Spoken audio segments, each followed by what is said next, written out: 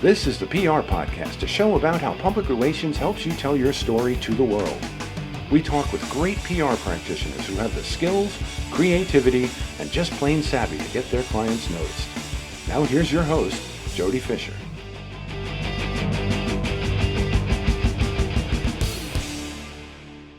Hey everyone, and welcome to the PR Podcast. I'm Jody Fisher. Thanks for joining us. Well, I've got this story that I need to tell because I find it so fascinating. And I want to preface this by saying this is not me patting myself on the back. I want to share this with you guys, and I want to get feedback from you on our social media channels. I recently had a story just a couple of days ago when we're taping this. It was an announcement by a client that wanted, and we had a press release, and we wanted to get the press release out. We had done an exclusive story with a local newspaper, the most important one that they wanted to be in. The story hit the website and it was going to be in print the next morning, but the news release was still getting kicked around by 1,000 cooks and it wasn't ready to go out yet. But I wanted to capture morning drive broadcast for the next morning. And so I made the decision to copy and paste the article from the newspaper website and send it to the broadcast desks to get their attention and give them an exclusive photo that we had along with a new logo for this thing that was being announced. And I said, I was very plain with it. I said, here's the newspaper story. All the information is accurate. Here are some of the assets. Thought you might want to use it in morning drive. And wouldn't you know it, I wake up the next morning and everyone's using it. I've never had that experience before. And again, this is not me patting myself on the back. I'm fascinated by the fact that not unlike when I worked in newsrooms and opened up the paper for morning drive and said, oh, what's in this paper? What's in that paper? We want to pull this story out and that kind of thing.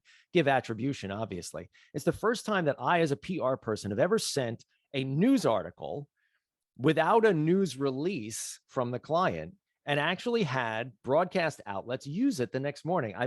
I'm still trying to wrap my brain around it. I think it's really interesting as a case study. And maybe our guest today will be able to chime in and give his experience as it ever happened to him. It's never happened to me before in 25 years of public relations. And I'm going to do it more often. Anyway, enough chatter from me. Let's get on to our guest. David Libby is the founder of Two Pins, a San Francisco Bay Area agency that integrates public relations, social media, and content programs to drive and scale highly successful launches for new products, platforms, applications, and services. David works with his clients on establishing differentiation, there's the word, man, and positioning to break clients out of the pack through a unique combination of enterprise know-how and startup scrappiness. I love it. David, welcome to the PR Podcast. Thank you so much, Jody. What does Two Pins stand for? Well, in computers, there's pins that communicate with another, right? There you go. Yeah. And those pins have connectors, and we're the connectors between two of those pins. That is great. I love it. I love it. My son built his own computer probably about a year ago now. And that was his own PC. And that was, YouTube video after YouTube video. And boy, getting those little pins in there, some of those things connect by the tiniest. I love that name, Two Pins. That's great. So let's talk about your business and let's talk about product launches, which is something that you specialize in. Right. Yep. Absolutely. So, and the product launches are, these companies come to us and, speaking about differentiation, they put out the product release and say, or the press release and say, hey, we want to get press. We want to announce new product. We want to announce our company, something that we're doing. And we come back to them and ask the questions. So what makes this different? How do you fit into the market? How do you look at the competition? What holes can we help you fill? What story are you telling? How does this build into your narrative? So it's not just announcing a product and getting some sort of quick hit. It's about establishing relationships and then maintaining those relationships with the media and with your stakeholders over a period of time. How much work do you have to have on the front end, conversing with the client and sort of acclimating to that? Because I got to imagine there are some clients, not unlike any other client, right, that sits across the conference table from you for the first time and says, we need to be in the New York Times, or we need to be in the fill in the media outlet. What is that conversation like with you and your prospective clients when you're specifically talking about launches? Yeah, good question, Jody. I'll have to say the best clients, look at this as a relationship. We work together because we really like one another. We really think we can do good work together, and combined, the talent on both sides of the table help build the story and create something that someone else wants to read. So when someone else looks at this story when it comes out, they're saying, oh, I want what they have, or I relate what they're doing, and I could see myself working with that company. So it's not just a matter of having here's content for a press release, go pitch it, see what you can get us for today. It is, let's sit down, let's strategize, let's look at, well, really, what is the position? What is the messaging that supports this position? Are there, different target audiences, and what are the different PR messages for those different target audiences? And how can we expand the amount of PR coverage? What types of clients and maybe what types of industries are we talking about that you're working with on a regular basis? We've really been specializing in 5: cybersecurity, artificial intelligence, cloud computing, big data, and legal tech. So those are some really niche kind of areas, right? They require some specialized knowledge, and certainly some specialized relationships with reporters. Are there, and again, not to put you on the spot or drop any names here, but are there types of reporters that you find yourselves working with on the regular basis? I mean, who's covering those types of issues?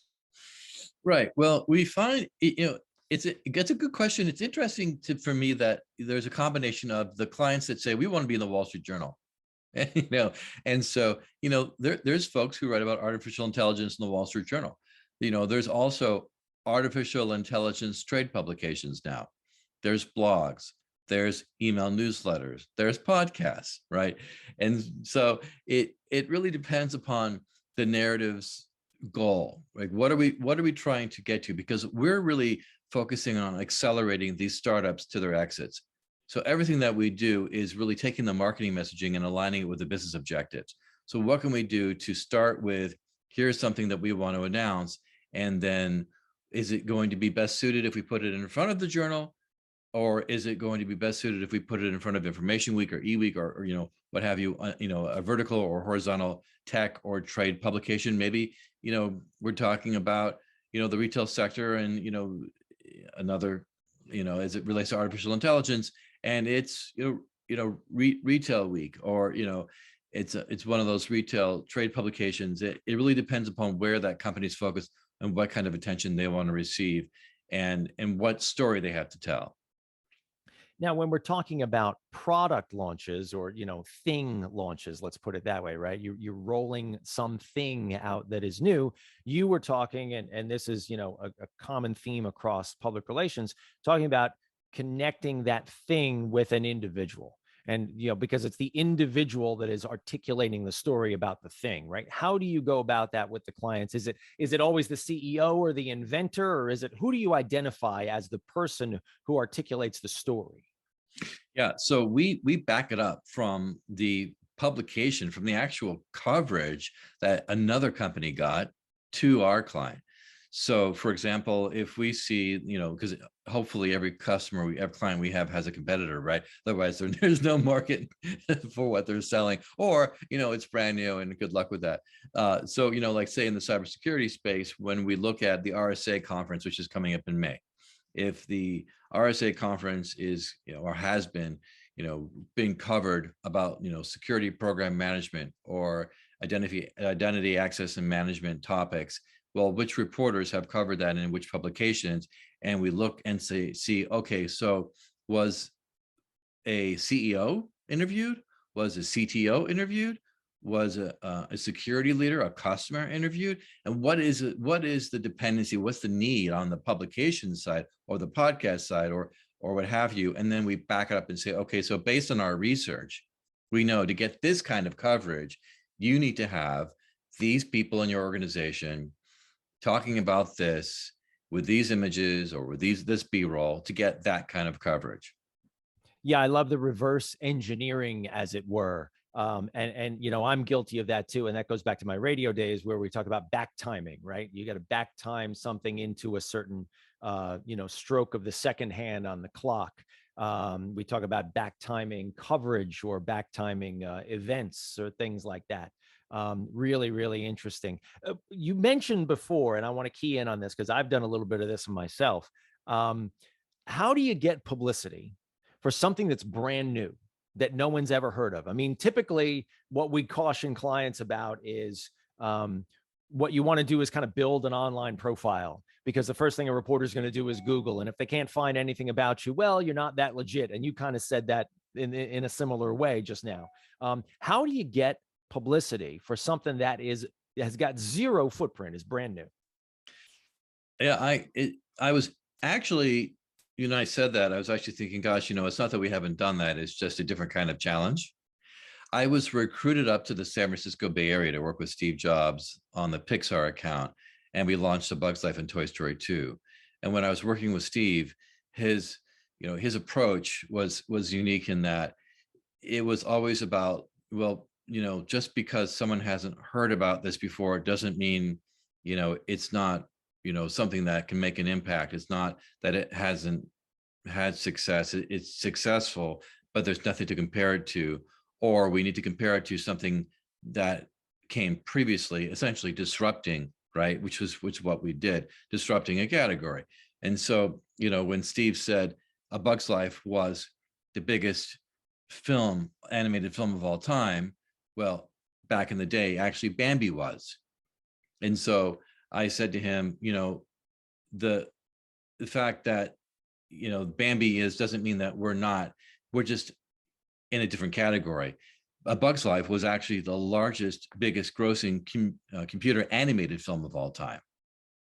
And so that put it in a new category, which is a new category, right? And on one hand, that was a spin. But on the other hand, it was really the reality that, here was a whole new filmmaking experience that had gotten some publicity, but not yet on this grand scale. And now it has, and it's disrupting the film market. And people started saying, oh my gosh, we've got computer animated ants, what about computer animated people? And, just recently, some of us, I hope many of us, saw computer animated Luke Skywalker, right, on The Mandalorian, right? Hey, wow, nice tattoo. I love it. For everybody listening, I just showed off my Millennium Falcon tattoo to David as he's dropping the Star Wars reference, but go ahead. No problem. I mean, I should have come in my Star Wars shirt. I was actually on a business call yesterday where the speaker was a huge sci-fi geeks over here. Go ahead. I wore my Empire Strikes Back shirt to the business meeting. And it's just like, you know what? Life's too short. I'm just taking liberties. So yeah, and computer animated Luke Skywalker walks onto the screen, right? And there you go. And he looks and acts and sounds like a real person, but he wasn't. And so look how far we've come. And, it just, God bless Steve. He just really had the vision for pushing people beyond their comfortable limits. But it's okay to be comfortable when uncomfortable, right? It's okay. And let's not drive by that name drop too quickly there. How do you come to work with Steve Jobs? Well, I actually was, he was a celebrity, right? I mean, he still is. And I had started out my PR career in the entertainment industry in Los Angeles, working with celebrities, including Shirley MacLaine, James Earl Jones. We essentially launched Halle Berry's career. And so, be that. And working with celebrities, you're working with people, and people, they're human and they're frail and they're, rational yet emotional and passionate, and, they get upset. And so when I was approached to work with Steve, people said, well, he has a reputation and, can you work with someone like this? And I said, well, I've been working with celebrities for quite some time now. I'm sure I can work with this celebrity. It's how I framed it in my mind, because he was, and he still is much bigger in the Bay Area than he was in Los Angeles at the time, maybe not today, but at the time he was. And he was much more well-known. And I was also coming out of the entertainment industry into the technology sector. So I was able to kind of sit down with him and be comfortable, where others here were like, oh, we don't have the experience, and we don't, and we had the experience with him, and, we need someone else to kind of help out and manage this relationship, which it really essentially was. It was me coming in And, working with him, and I felt like I was hanging out with a brother. Like I felt really connected to him. It was really weird.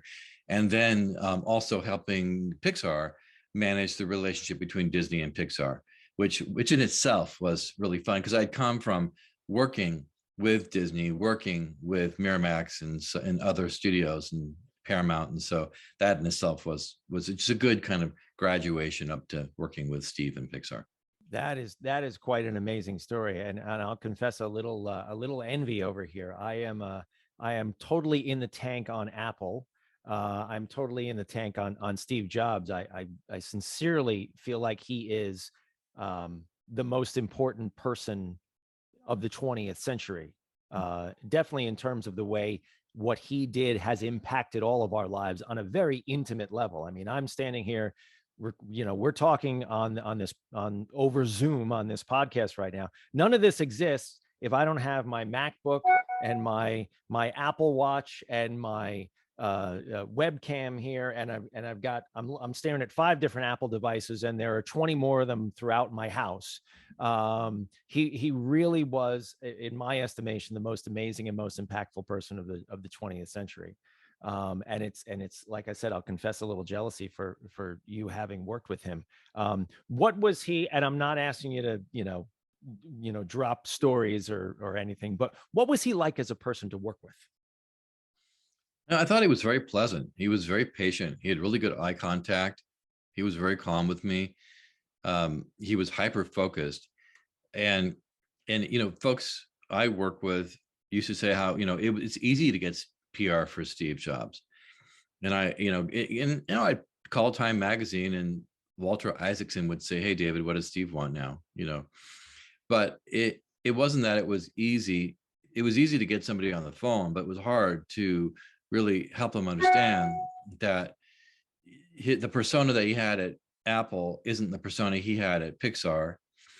And he'd also matured over that period of time. And so what you read about him or read about him, that wasn't the person that I know. I mean, I thought he was very pleasant, very gracious. He was full of gratitude, really respectful of the people that worked with him and that did stuff that he couldn't do. He told me, he was the Ferrari. Everyone always wanted to see the Ferrari, see it, he would say, the outside of it.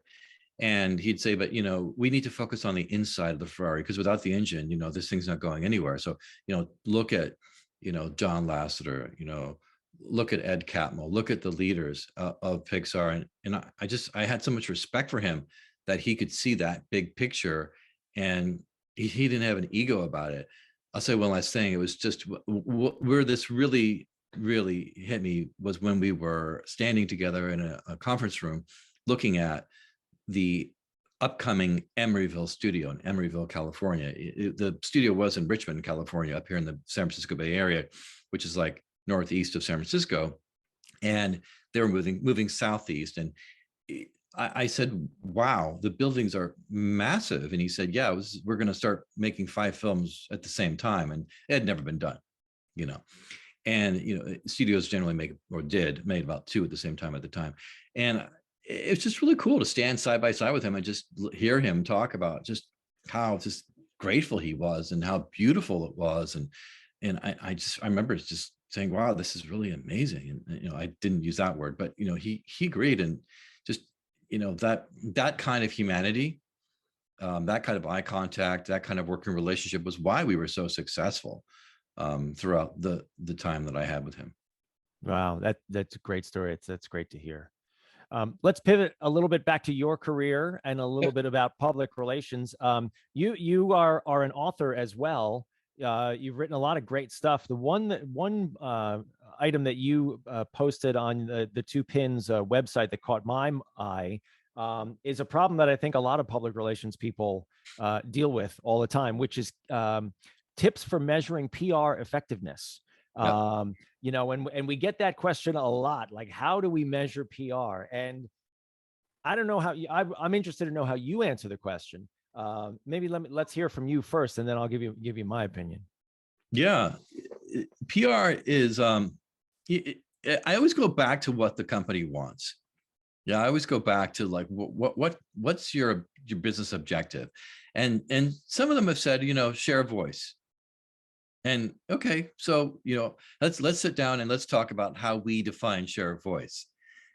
And some of them said, hey, lead generation. Oh, PR is not a lead generation tool. Actually, you know what? It can be. It really can be.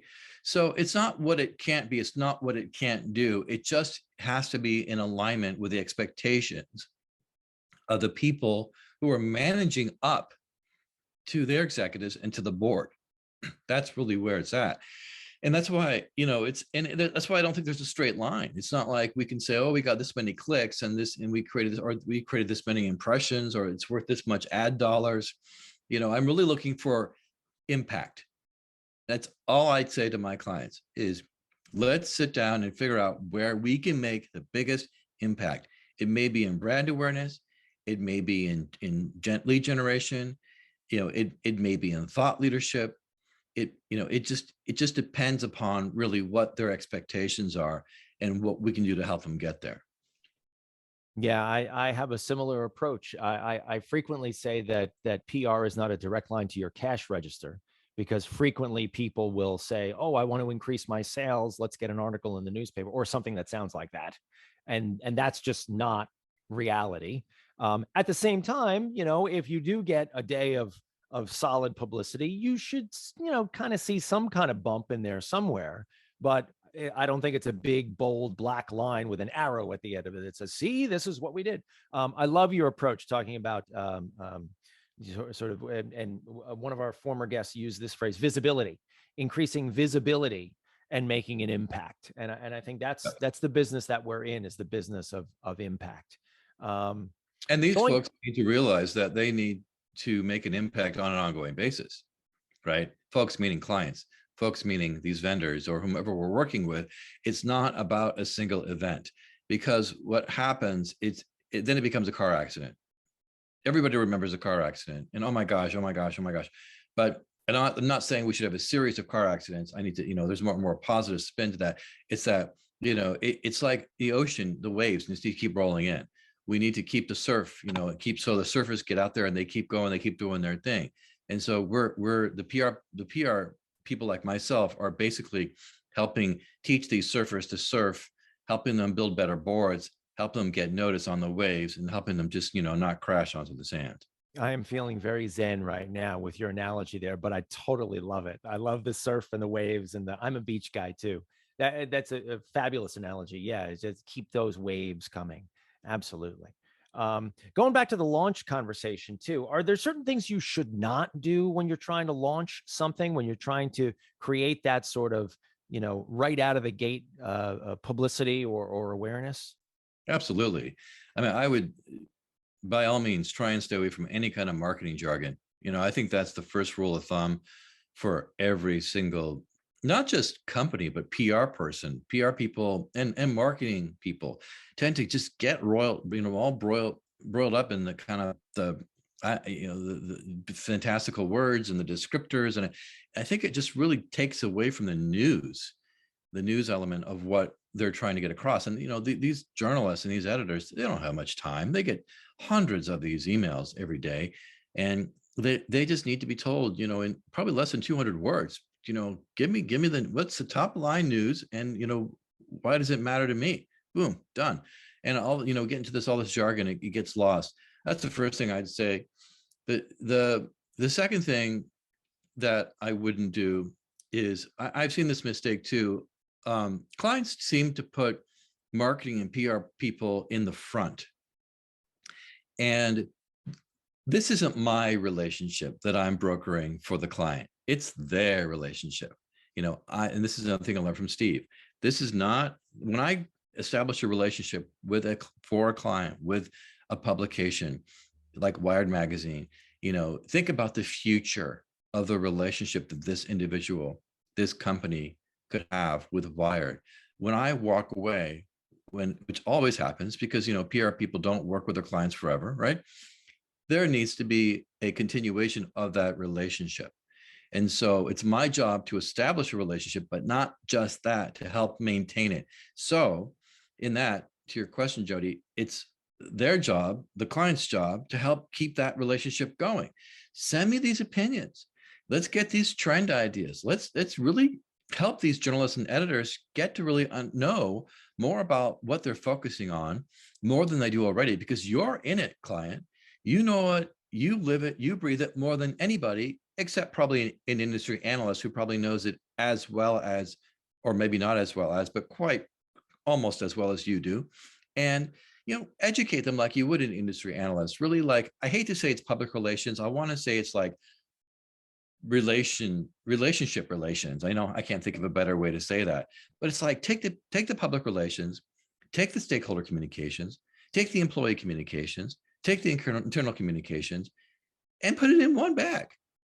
And like, focus on the relationship you have with that journalist, and it will pay off by tenfold. Maybe not right away, but over the long period, you're going to make a lot of new best friends, like Steve did, who are going to want to follow you wherever you go. And it's going to help you, and it's going to help your client and help your company. That is wisdom in a bottle. And we're going to leave it right there, David. Thank you so much for being a guest with us today. We are going to pivot now to the rapid fire question portion of our podcast. This is where we have a little fun, steal a page from inside the actor's studio. David, you've heard the podcast before, so we're looking for that gut reaction answer. With your indulgence, here we go. Rapid fire question number 1. What is your favorite news source? Wall Street Journal. Good one. Rapid fire question number 2. What is your favorite social media platform? Instagram. Oh, okay. Rapid fire question number 3. Coffee or alcohol? Coffee. Yeah, all of us, right? Can't live without it.